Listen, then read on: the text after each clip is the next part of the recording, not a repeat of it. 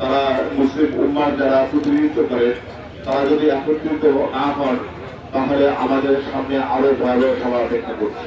আমরা জানি ইসরায়েল তার প্রতিষ্ঠা লগ্ন থেকেই আজ পর্যন্ত প্রতিবারই বিভিন্ন সময়ে এই মুসলমানদের উপর অযাচিত আগ্রাসন চালিয়ে আসছে, কিন্তু আমরা বিভিন্ন সময়ে প্রতিবাদ জানাই, তাদের পণ্য বর্জন করি এবং কিছুদিন পর থেমে যায়, আবার এই আক্রমণ চলে। এটা কতদিন চলবে?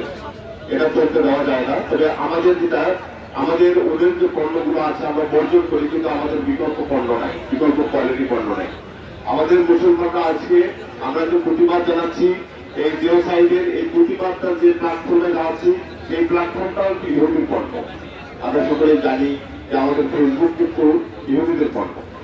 তো এই যে এই প্রোডাক্টগুলোর বিকল্প আমরা মুসলমানরা কিন্তু আসলে বিজ্ঞান এবং এই সৃষ্টি জগৎ থেকে অনেক দূরে সরে এসেছি, যেটা এক সময় আমাদের দখলে ছিল।